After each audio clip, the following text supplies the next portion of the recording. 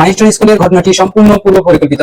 আরো বড় বড় অমানবিক ঘটনা ঘটবে, মারামারি কাটাকাটি বা বিভিন্ন ইস্যু তৈরি হবে। নির্বাচন ফেব্রুয়ারি বা মার্চ মাসে হবে না, মাস্টার প্ল্যান আমি তৈরি করি। মাইলস্টোন স্কুলের ঘটনাটি সম্পূর্ণ পূর্ব পরিকল্পিত ভাবে ঘটনা হয়েছে। আপনারা অনেকে মন্তব্য করতেছেন, সেটা হচ্ছে একটা পেজ থেকে সেটা একদিন আগে পোস্ট করেছিল যে এই ধরনের ঘটনা ঘটবে, তাই আপনারা এইভাবে মন্তব্য করতেছেন।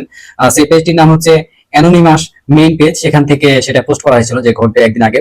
তারপরে আবার সে পেজ থেকে পোস্ট করেছে যে কিছুদিনের ভিতরে, মানে কয়েক সপ্তাহের ভিতরে একটা ঘটনা ঘটবে, যেমন হচ্ছে আপনার গাউসিয়া মার্কেটে একটা ঘটনা ঘটবে বলতেছে, বা গাউসিয়া এলাকায় লিখছে যে কোনো হোটেলে অথবা হসপিটালে এই ধরনের একটা বোমা বিস্ফোরণ কথা বলা হয়েছে। জায়গা আছে, সেখানে একটা পার্ক আছে যেখানে 300 টাকা হচ্ছে এন্ট্রি ফি। সেটা একটা তাহলে ঝুঁকিপূর্ণ এলাকা, আর বাজারটা একটা বিশাল বাজার। আর বাজার মেইন টার্গেট হতে পারে এমনটা যে গার্মেন্টস, কারণ হচ্ছে গাউসিয়াতে গার্মেন্টস রয়েছে। আমি সেখানে কয়েকদিন আগে নিজে গিয়েছিলাম, দেখেছি সেখানে বিশাল একটা মার্কেট রয়েছে, মানে বিশাল একটা বাজার। তো এই ঘটনাটি ঘটবে না, আমি আপনাদেরকে শিওর বা নিশ্চিতভাবে বলে দিলাম যে পেজ থেকে এটা পোস্ট করা হয়েছে এটা সম্পূর্ণ কাল্পনিক ভাবে পোস্ট করতেছে। হতে পারে কোন চক্র কোনো জায়গায় হয়তো বা একটা গন্ডগোল সৃষ্টি করতে পারে, কারণ বর্তমান পরিস্থিতিতে আমরা এমনিতে বলতে পারি ভবিষ্যতে আরো ভয়াবহ পরিস্থিতি আসতেছে, আমরা বলতে পারি। তাই বলে কি আমাদের এই বিষয়টা কি পূর্ব পরিকল্পিত, মানে যদি ঘটে যায় সেটা পূর্ব পরিকল্পিত না, এটা সম্পূর্ণ ভুল। যেমন আমাদের সাবেক প্রধানমন্ত্রী যিনি ছিলেন শেখ হাসিনা, তিনিও পালিয়েছেন। যখন পালিয়েছিলেন তার একদিন আগেই আমি 5 তারিখ পালাইছে, আমি 4 তারিখ দুপুরে পোস্ট করছিলাম যে সে পালিয়ে যাবে। তাই বলে কি আমি জানতাম?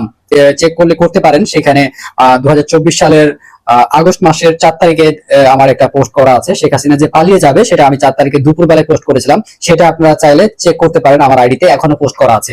আমি যে আগে সে কথাটি বলে দিয়েছিলাম, এজন্য কি সেটা পূর্ব পরিকল্পিত ছিল যে শেখ হাসিনা পালিয়ে যাবে? আমি অ্যাকচুয়ালি সেটা বলেছিলাম এই কারণে যে তাদের পরিস্থিতি খুব খারাপ, সে পালিয়ে যেতে পারে। একটা পরিস্থিতি দেখে আমি বলেছিলাম, অনুমান করেছিলাম, সে অনুমানটা রাইট হয়েছে। তাই বলে এমনটা না যে সেটা পূর্ব পরিকল্পিত ছিল। ঠিক তেমনই যে এখনকার যে পরিস্থিতি আছে সেই পরিস্থিতিতে আমিও বলতে পারি যে পরবর্তী সামনে বিশাল কোন একটা ঝামেলা আসতেছে। নির্বাচনের আগে আরো বড় বড় অমানবিক ঘটনা ঘটবে, যেগুলো আমরা কল্পনা করতে পারিনি। কারণ দেশের পরিস্থিতি খুবই খারাপ। এই পরিস্থিতি দেখে অনুমান করা যাচ্ছে যে ভবিষ্যতে পরবর্তীতে মানে আরো বিশাল খারাপ কিছু আসতেছে, আরো অনেক বড় খারাপ কিছু আসতেছে।